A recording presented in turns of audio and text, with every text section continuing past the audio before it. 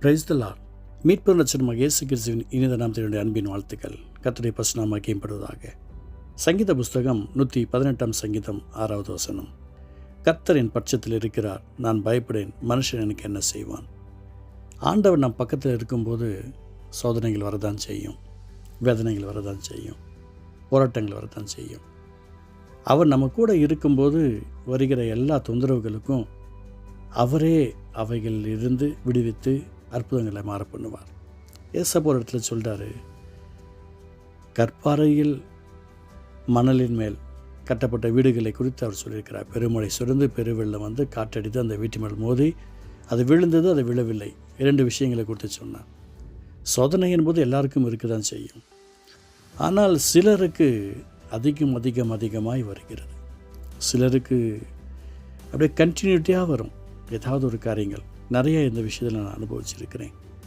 சில நேரத்தில் சில பிரச்சனைகளை பார்த்தீங்க அப்படின்னா அமைதியாக இருந்தாலும் எங்கே இருந்தாலும் தேடி வரும்னு எனக்கு தெரியாது.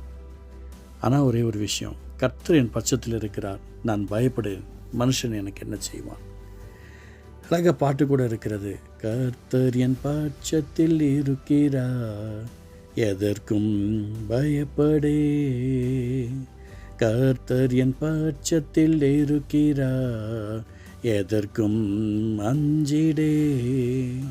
என் துணை நீரே, என் பேலன் நீரே, சகாயம் செய்யும் கேடகம் நீரே. அழகான ஒரு வரிகளில் ராகம்.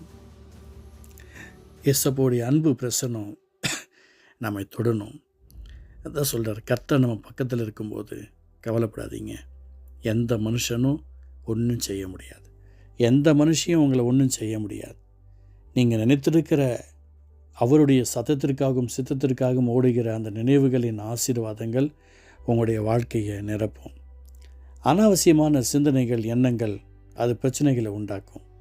அனாவசியமான கவலைகள் அநேக விஷயங்களில் வேதனைகளை உண்டாக்கும். சிலர் பார்த்திங்க அப்படின்னா ஏதாவது ஒரு பிரச்சனைகளை திங்க் பண்ணிக்கிட்டே இருப்பாங்க.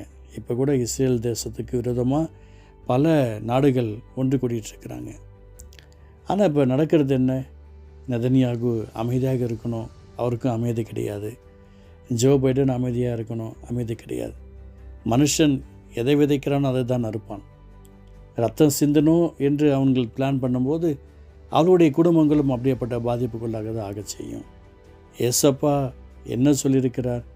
அவருடைய அன்பு பிரச்சனை என்ன சொல்லுகிறது? அன்பினால் தான் இந்த பூமி கட்டப்பட வேண்டும், இந்த ஜனங்கள் கட்டப்பட வேண்டும். ஆனால் இங்கே அவங்களுடைய படைப்புகளினால் கட்டப்படும்னு நினைக்கிறாங்க. என்ன படைப்பு?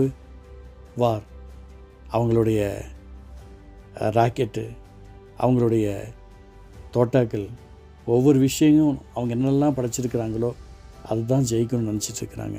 ஆனால் அது தோல்வியில் தான் முடியும். இயேசுவுடைய பரிசுத்த ரத்தம் தான் இந்த பூமியில் ஜெயிக்கக்கூடிய, ஜெயத்தை கொடுக்கக்கூடியது. என் அன்பு சகோதரனே, சகோதரியே, கர்த்தர் என் பட்சத்தில் இருக்கிறார், நான் பயப்படேன், மனுஷன் எனக்கு என்ன செய்வான்ற வார்த்தையின் பிரகாரமாய் உங்கள் வேலையில், உங்கள் குடும்பத்தில், உங்கள் பிஸ்னஸில், இல்லை உங்கள் சொந்தக்காரங்களால் ஏதாவது ஒரு பிரச்சனைகள் இருக்கிறீங்களா? கவலைப்படாதீங்க. ஏசப்பாவை சார்ந்து வாழுங்க, ஏசப்பாவையும் சார்ந்து வாழாதீங்க. நீங்கள் ஆசுதமாக இருப்பீங்க. கர்த்தர் உங்களுக்கு பெரிய காரியம் செய்வார். ஏசப்பா இந்த வார்த்தை மூலமாக ஒவ்வொருத்தரையும் ஆசீர்வதிப்பீராக. கிருபையால் நிரப்பி அற்புதம் செய்யும், பெரிய காரியம் செய்யும். இயேசு நல்ல பிதாவே, ஆமென், ஆமென்.